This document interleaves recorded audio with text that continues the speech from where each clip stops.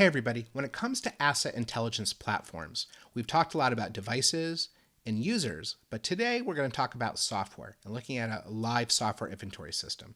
In this example, we're looking at Automox. And first thing, I just want to make sure Automox is connected and configured properly. It looks like everything is successful, so that's great. I can filter based on software vendor, OS platform, OS releases.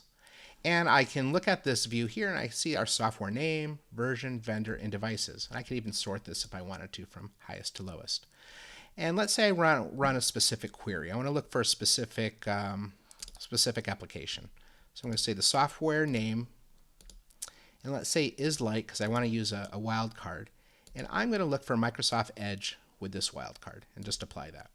And very quickly, we see the Microsoft Edge instances. And then we see Edge Update. We see Edge WebView 2 runtime, and that's all because I added that wildcard to that to extend my search capability.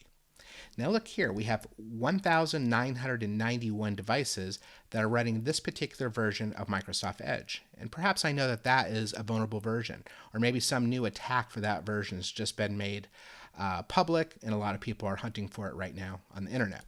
So I want to take a closer look into that, see, okay, wow, I see a lot of the devices in my environment that are actually running this. Again, here's the 1,991, but maybe there's one device I want to dive into that's CHGRP-10.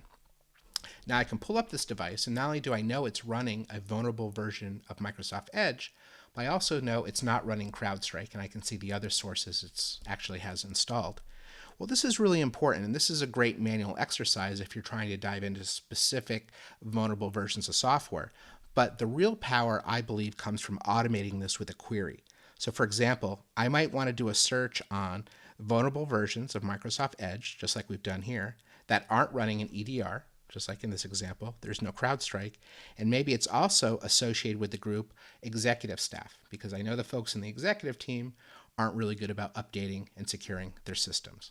So a great way to add another dimension to your asset intelligence with not just devices and users, but also software.